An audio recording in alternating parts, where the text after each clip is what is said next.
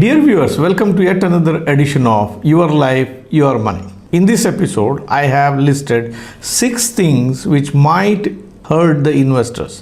What are these? Watch this episode till the end. This is NRI Money Clinic for you, and I am Dr. Chandrakant Bhatt, your financial guide for a happy living.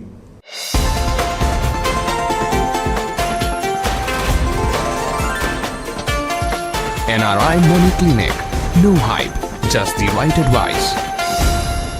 The first reason why investors get hurt is because of emotional outbursts. When you're handling your money, people will go through emotions. It's not easy to keep emotions under control. You get filled with fear, you get filled with greed without your knowledge. If you see a colleague of yours made money in the stock market, you will also be tempted. If your wife hears somebody in the neighborhood made money, she might come and tell you that such and such a thing happened, may prompt you to take a dip into this. But is it the thing which is really required for you? Is it a right time to get into it?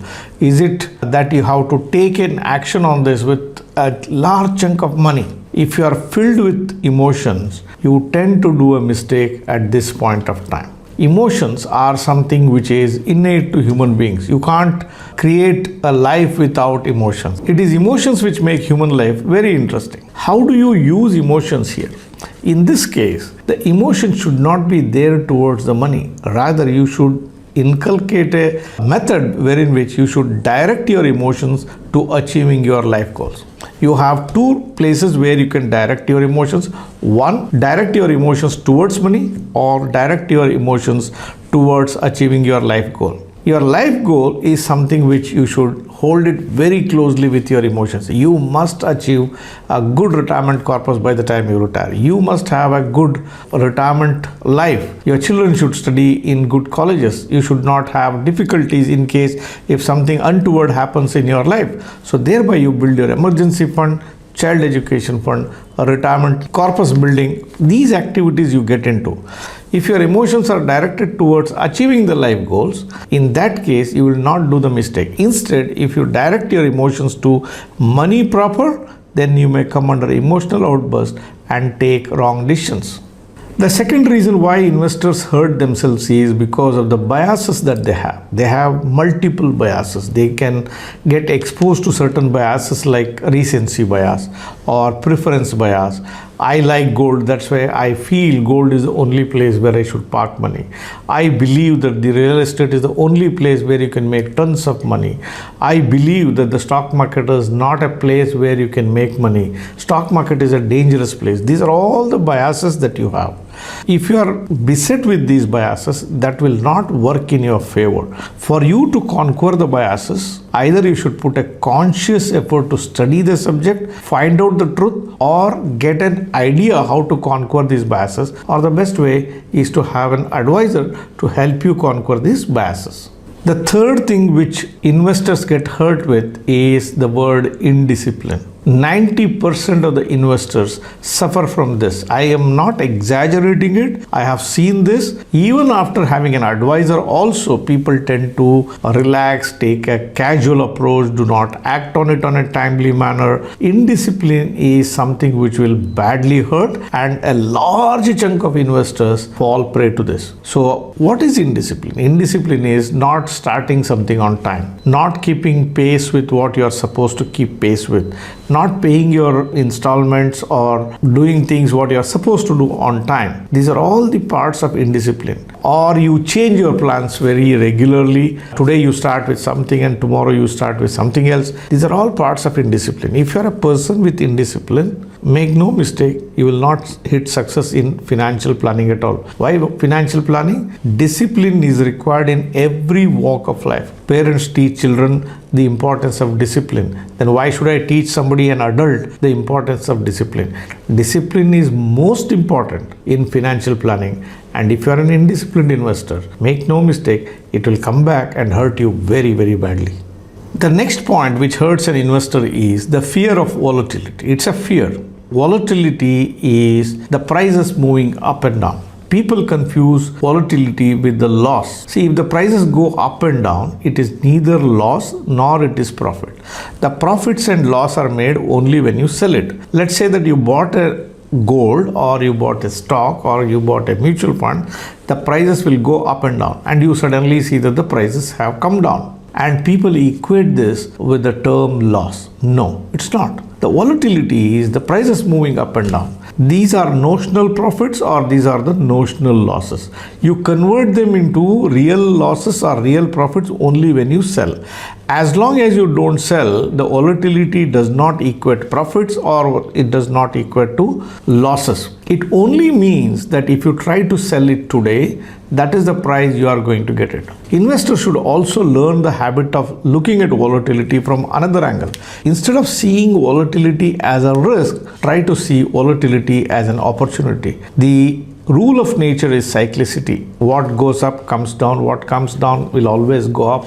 You have seasons, you have winter seasons, you have got the summer seasons. Like that, the stock markets or anything you look at goes in a cyclical manner. So if you see something coming down, a good asset class which you want to buy in, and if it is coming down, you should see it as an opportunity, not see it as something which is going down in value permanently. That will not happen unless you have picked up something rubbish, something which is useless, or something which has no value in it. Otherwise, cyclicity or the volatility should be seen as a matter of opportunity than as a matter of fear.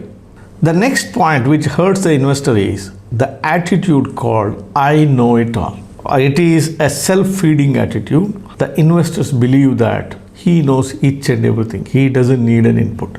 He doesn't believe anyone. He doesn't believe an advisor. He doesn't read through. He doesn't listen. He has a bias and he thinks I know it all. The reality is the world is so dynamic. The world keeps on changing very often. There is nothing which remains static. For me, you, or any person in this world, the world is so dynamic and we should constantly keep on learning.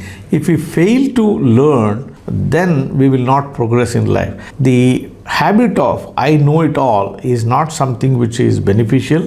We should allow the fresh air to come in. We should constantly keep learning. Then only you will know what is coming in, what's the new fashion, what is going out, which is no more relevant, and where does the opportunity lie for you, where are your risks, what changes you have to make in your portfolios or in your orientation towards life. So if you're a person who has this bias or the attitude that I know it all, probably you should consider changing it and see things with an open mind. One very important reason because of which investors hurt themselves is the attitude that I don't need an advisor. These are the days of do-it-yourself investors. Ever since we have started our YouTube channel, I have seen a lot of do-it-yourself investors coming back to me asking for endorsement, asking to check what they have done is right, wrong, does it require any changes. But I was shell-shocked. When people come to me, I was very, very sorry to see that. I can say literally 99% of the people do not have an idea how they have to do their investment. It goes on to say that the why advisor becomes very, very important. The moment you don't have an advisor, what happens is you think what you do is the right thing. People don't get the asset allocations right. People do not conquer emotions. People do not have time. People have got indiscipline. People have a career pressure. People have got family pressure. Putting that 1/3 dimension of bringing the investments also under your own radar makes things worse in your life. When you bring in an advisor, it costs you money, no doubt about it. Whether it is a fee-only person or the other advisors, it involves cost. You can't help it. See, you know driving. At times you take the help of a paid drivers. You know cooking. You keep a cook at home. You know how to prepare coffee. Still you go to a coffee shop. You can cook at home. You still go out and dine. So there are services you take it from outsourcing, and your finances are more important. If you try to do mistake when you are managing your finances, and that can leave a big dent in your finances. You have to make your own calculations and check whether it is worthwhile for you to pay that extra fee or the extra commissions that goes to a distributor in taking their services. But if you are only guided by the principle that by engaging an advisor it costs me so much of a money, then probably you are not doing things very right.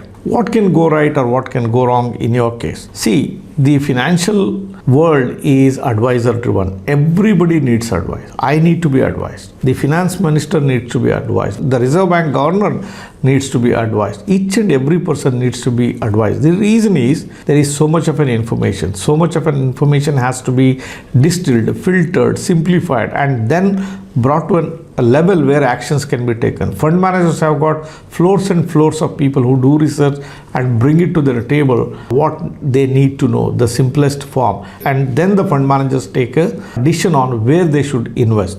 The same case goes with the individual investors also. There are so many things, there are so many asset classes, there are so many products.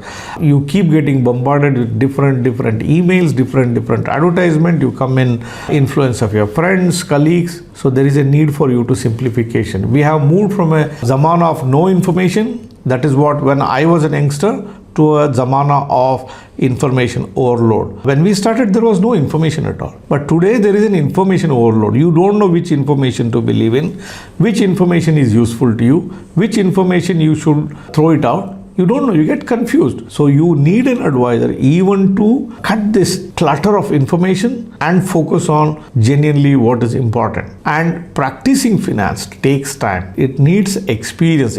Experience can come only with a passage of time. In the process of getting that experience, if you do many mistakes, then the cost of those mistakes are much higher than the fee that you could be paying for your advisor.